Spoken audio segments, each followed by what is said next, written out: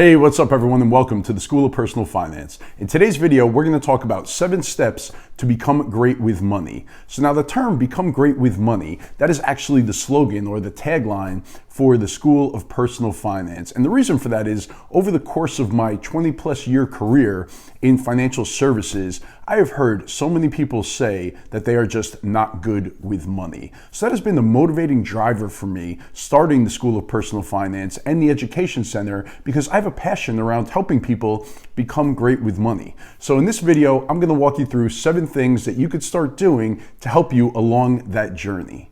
All right, let's get to it. All right, so now I'm going to be referencing the Education Center over at the School of Personal Finance throughout this video. I would love for you to come and join me over there. I just opened it up for a soft launch as I build the content out. So currently it's $97 for lifetime access. So go check it out. All right, so the first step to becoming great with money, and this should not surprise you, and it is to educate yourself. To focus on learning about all of these things. I promise you, it is not that hard. Money, it is a very intimidating topic, and people tend to ignore it when they don't really understand it or feel comfortable talking about it. Anybody who makes it sound like it's impossible to learn or impossible for you to do yourself, they're probably trying to sell you something. So start small, start learning about it. It's just too important for you to ignore. Unfortunately, money is very highly correlated with happiness in this world and having less stress in our lives. So get started educating yourself today. All right, and then number 2, and I talk about this all the time, I refer to it as turning the lights on, and that is to understand your current financial situation. And the way that you do this is through 2 documents, through your net worth statement and your cash flow statement. And I walk you through exactly how to do this in one of my courses in the Education Center called Master Your Family's Finances in 30 Days. So now a net worth statement, all it is you're writing down all of your assets, all of the things that you own, like your house or your car, your brokerage account, your IRAs, your 401ks, and then your liabilities. That is a list of all the people that you owe money to. So your mortgage, your car loans, student loans, credit cards, all the debt that you have outstanding. And then you take your liabilities, you subtract it out from your assets, and what is left, that is your net worth. So your net worth statement, that is the first piece to turning the lights on. And then the second piece is your cash flow statement. That's where you look at all of your income, all of the money coming in each and every month, and then you look at all of your monthly expenditures. So your mortgage payment, your car payment, your groceries, everything that you spend money on every single month, and you get to that final number. Hopefully it's a positive number, and that is your cash flow statement. So by doing this, you are turning the lights on. You are looking at everything that you have going on in your financial life. And this is always the first step whenever I work with somebody, so I can see what their current financial situation is, so we can then make decisions going forward. And then number 3 is to focus your energy on increasing your income. Now, most of us, when things get tight, we look for things to cut, right? We need to cut our spending in order to make it work. But I challenge you to instead focus on increasing your income. If that means getting a second job or getting a side hustle, putting the pieces in place to get your income to go higher, you're going to be happy. I always refer to it as the happy gap, the difference between your net income and your monthly expenses. The wider that difference is, the happier you're going to be. And investing in yourself, in education, growing that income, that is the best way to do it. If you don't earn more than you spend, then you're going to find yourself going into credit card debt, and eventually you could face bankruptcy if you stay in that position for long enough. So focus on increasing that income, be happy. And then number 4 is to eliminate all bad debt from your life. Now, in order to become great with money, you can't carry credit card balances. You can't be paying, high double-digit interest rates on loans or credit cards. It just doesn't make any sense. It's just not the right financial thing to do. Now, I understand that life happens and sometimes you find yourself in a bind and you need to float yourself for a while to get through that period. I've been there before as well. But you just have to have that mindset that you could really never carry a credit card balance.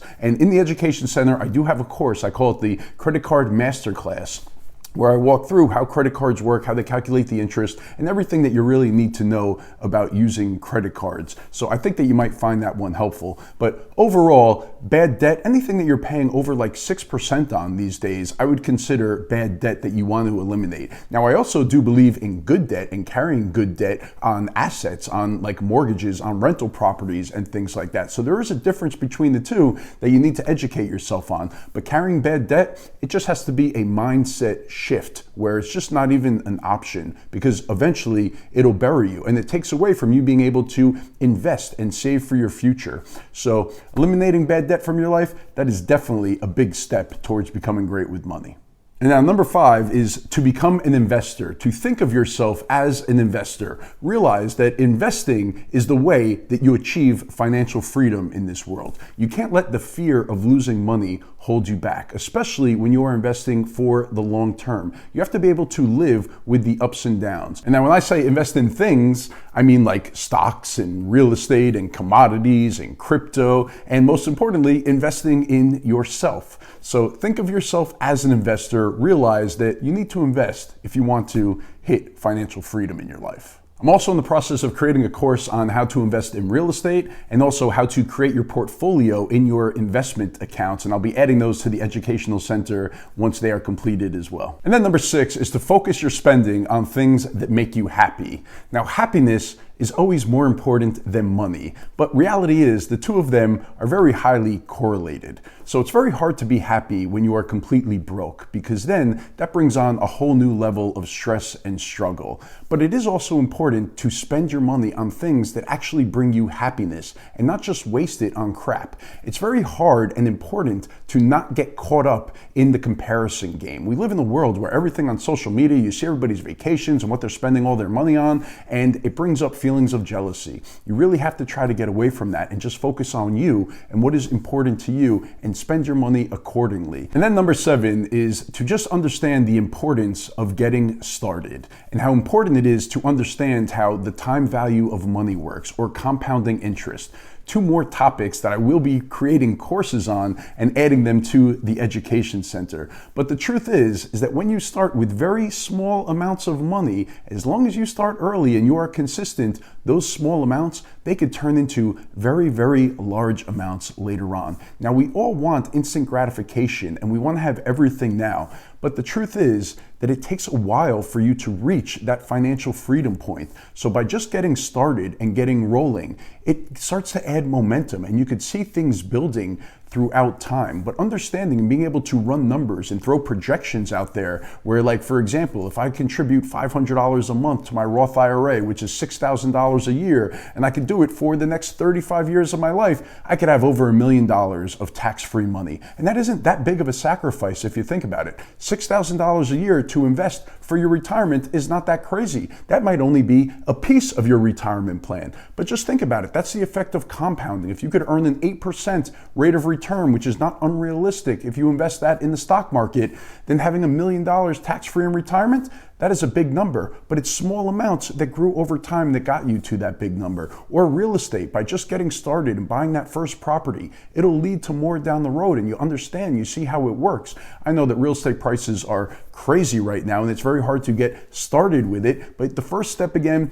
is educating yourself and getting you to the point that you could pull the trigger if the time comes, but you're going to need to save money to be able to do that well. So putting all those steps into place, it is a process and you're not going to have everything figured out right away. The point is to just get started. Start becoming an investor, start educating yourself and getting yourself set up for a better future, for a better life, for success with your finances. All right, everyone, that is it for this one. I hope that you found it helpful. Head over to the Education Center over at schoolofpersonalfinance.com. Come join me. I would love to have you in there. We're gonna have a lot of fun in there. There's gonna be a ton of content. My whole goal is to help you become great with money. So go check it out. All right, I will see you again in the next video. Thanks.